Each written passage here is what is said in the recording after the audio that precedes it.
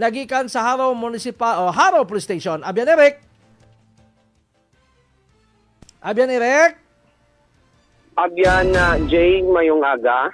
Go ahead. Yes. Sa aton sini nga mga tagpalamati, may latest update kita subong sa may Iloilo City Police Station 9. Ang kahapon nagtugaan sa aton si Police Captain Jimmy Lacuesta nga i-file nilang kaso. Pero pangayo ini pasensya bangod nga wala nila may ngagaw kay may kulang pang papeles. Pero subong so ginbuyan ang arestado. Wala pa na lapse yung reglementary period. Okay. So at least ara pa subong nakapiyansa na way pa.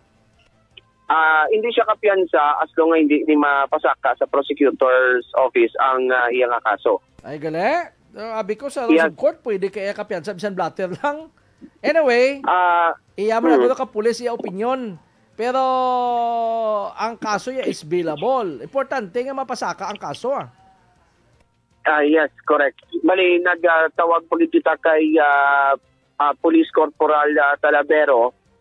Kisha Talavero, ang investigador sa ICPS 9, na preparado na sila tanan kag subong ingagawon gid nila nga ma-file ang kaso nga Comelec gun ban sa idalom sa Republic Act 7166 kag RA 10591 o kon illegal possession of firearms and ammunitions.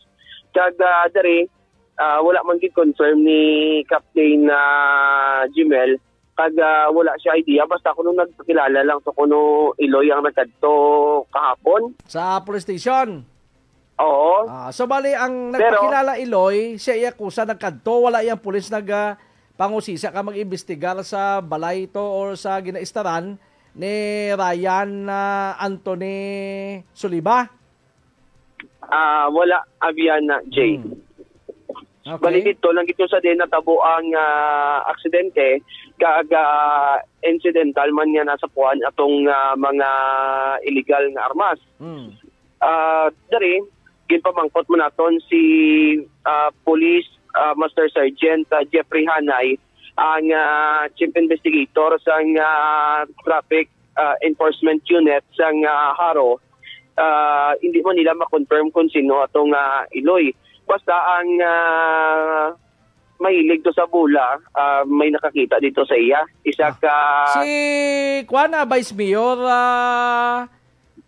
Biron, Junjun Biron? Hernan Junjun Biron. Ang totoo na kita sa crime scene. Sa nakita crime scene, kaya may accident, may pagbunggo sa mga pagkabutan to. That is reckless imprudence resulting to damage to property. Pinanglinas siya to mga mga lata to gaymo bibingkaw. So pagkatabo sa insidente, kita to sa mga pulis ara dayon ang presensya yan ni Hernan Junjun Biron, pero hindi siya pasahero sa salakyan, nagkadto lang siya. Tapos ang nagapanagiya sa salakyan, isa ka incumbent ni siya, no? Din kumpirmara na naton before naton ni magamba sila incumbent o conformer. Na-confirm naton nga incumbent SB member. SB member sa Dumangas o Barotac Nuevo? Dumangas. Ano nga lang niya? Sa salakyan. Kay sino nakarehistro sa salakyan? Ang nakarehistro sa salakyan kay Jake Kerubin Derequito. Jake Kerubin Derequito. SB member sang Dumangas. Yes, Abian Mike. Abian Jay. So bali ginhulam lang anong hambal ka pulis? Ginhulam lang ni Kwan? Ginhulam lang ni Suliban ng salakyan, impaulam sa iya o ginapa-service? O binaligya na sa iya nga wala lang ma-transfer ang ngalan? Aligasyon ni Soliba ginbakalya ko nung salakyan. Pero gitpamangkot naton Abian Jay kung may deed of sale bala o kung mga papeles nga nagapamatuod nga ginbakal man ang salakyan. So far wala pa man sang may napakita Abian Jay. Basta sa aligasyon nga ginbakal kuno ni Soliba ang salakyan ni Derequito. Yes, correct. So saan umapile ang kaso? Subong adlaw? Yes, so subong din sila ma-file Abian Jay kay kung hindi nila ma-file subong adlaw malap siya sa regulatory period kag makagwa ining suspect kumaga mo na regular filing sila. Te ang pamangkot nga aahan hindi mahingagaw. Ano ba pero sa nakita naton hindi mahingagaw? Sa update naton abiyan na duwa na mo lang to kapapilis ang ginatapos nila. After that proceed na sila sa prosecutor's office. Saan ma-expire ang detention? Alas 12 karon sa Udto. Alas 12 karon sa Udto. Okay, 36 hours man lang siya mo. Dala ang gabi? Yes, oo. Dala ang gabi.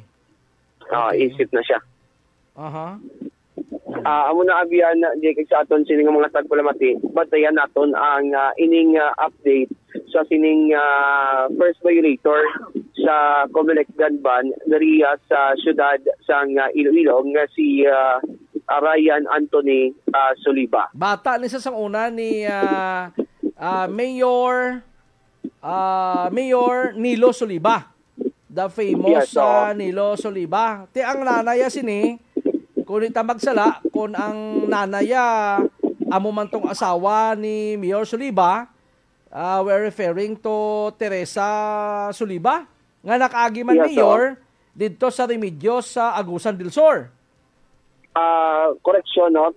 Teresita, hindi Teresa? Teresita. Kay ba mo Teresa Wood Industry na sa unang ngalan sa iyang brigyaan? So Teresita ang ngalan. Teresita Soliba ang pangalan sa iyang Iloy. Amo na nga gina-confirm ta ni naton to sa investigator kasi hindi sila makatag sa confirmation kay nagpakilala mo lang kuno nga nanay. Pero ining si Anthony Soliba nga ini nga nadakpan, may daan ko na sa una nga kaso to nga position of firearms man kag explosive kagaagi ni kuno gin-raid pagi sa search warrant nga gin-isyo sang Regional Trial Court dito sa Butuan. Na-dismiss kuno tong kaso? Dito sa abiyan na Jay sa Barangay Baan. Gani sa Butuan hindi iya sa Agusan del Sur. Sa Butuan na tabo. Butuan City. Base sa Butuan sa Star, despite nga ang iyang ginikana nakaagi ang mayor sa Remedios Agusan del Sur, base ko nag-migrate na siya sa Agusan kag sa Butuan. Amo na nga dito gin-implement ang search warrant, pero ang kaso niya to despite nga madamo sang armas nga na-recover, na-dismiss sa abiyan na Eric. Nagpiansa to siya. Suno sa aton information. On bail lang siya, wala na dismiss ang case. Nakapiansa lang to sa kaso yato sa illegal possession of firearms.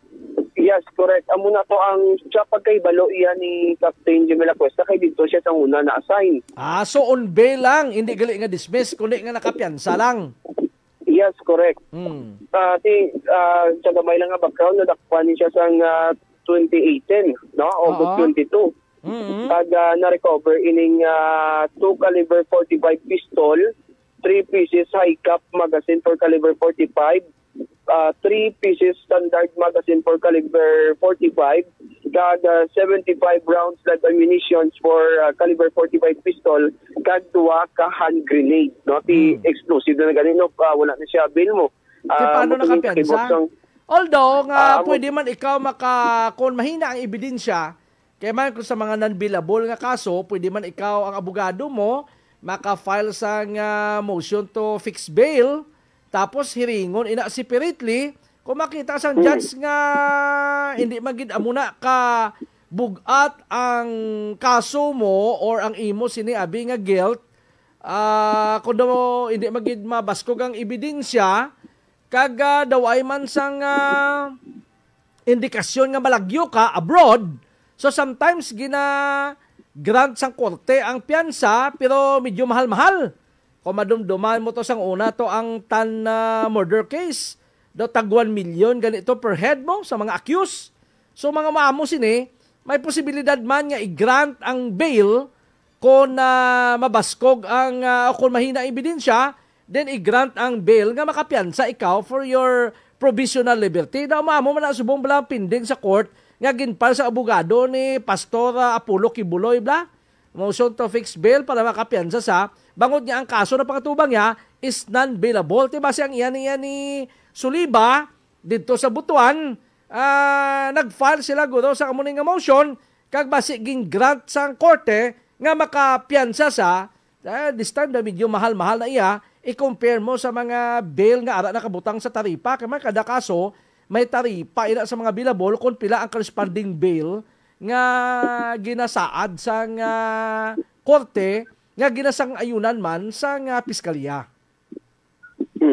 Yes, correct. Inaagihan na Jay. Samtang sa kaangot sini, may mga nabunggoan dito man nga stall mo. Igin katuan naton ta, igin tinguan naton nga interviewon, nagpapanibad ini sila kay that time may nag-ariglo kuno sa ilang isa ka politician pero hindi nila ma-confirm kung sino nga politician to kay wala man kuno nagpakilala mo nagambal mo lang nga arigloon. Lintong bayaran sila dayon that time. Kaya mo nga... Basi hindi man to politician gani, basi bodyguard man to kay ido-ido sa mga politiko. Napakilala nga ako si Presidenta Limahong. Basta importante may tupa go sa ariglo. Ang motong gitong bayaran to tanan nga mga nagka-damage hindi na sila magpasaka kuno sang nagakaigo nga reklamo batok kay Soliba. Ang sablay lang sila. Ang sablay lang ang mga armas. Dito lang sablay. Yes. Oo, correct. Tigin pamangkot mo nakapon sa aton sila nga mga kapulisan kung nakainunanon sila sa o kung pamangkot nila ining suspect kung nga ablamot gito kadamo ang dala niyang armas kag mayara siya 251 rounds para sa long firearms. Sa iyang high-powered tublabik. Ano sabat sa mga pulis? Ano sabat sa mga pulis? Gin-refer lang kuno nila sa abogado. Kaya ang abogado na lang kuno nila masabat sa korte. Okay. So, ispiyok ko nga ang damo armas. Isa pa nga saan to timing gito si Soliba kay nag-effect na to dayon ng gunban. Kaya alas 12 nag-effect ang gunban mo sa kabilugan dito sa Pilipinas. Anyway, at least taga-ata tsansa nga may tigayo na ka pulis nga ma-file ang kaso. Yes, abiyan na Jay. So far, amo na nga ton nga nakuha nga update bantayan lang karon ang update man kung na development sining kaso sa pag-file nila sa korte batok sining suspect nga si Soliba.